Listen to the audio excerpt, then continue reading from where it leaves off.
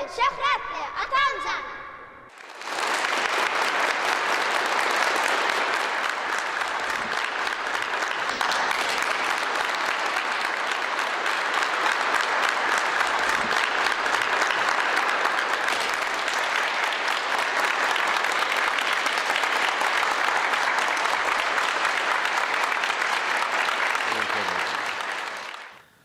Hakykatdan ham bu ýaşa yetmek her bir türkmen, her bir musulman üçin uly bagtdyr.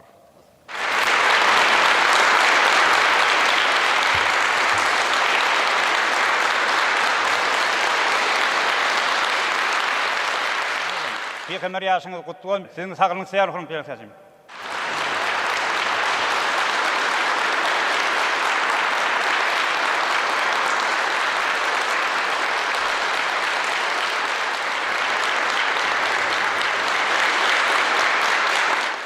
Ey Allah'ım şu belliyan sadakalardan ve okulyan ayetlerden hasıl olan togapları bahs eyledik.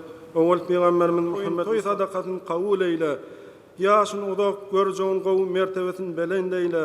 Yurdumuz parahat, illerimiz aman, yıllarımız bereketli, saçaklarımızı ersal devletleyle. Ve kur Rabbin fir verham ve ente hayrul rahimin. Amin. Ya Rabbil Alemin. Gölgeten arzular, madam yerde boğuşsun, yıllar düşün.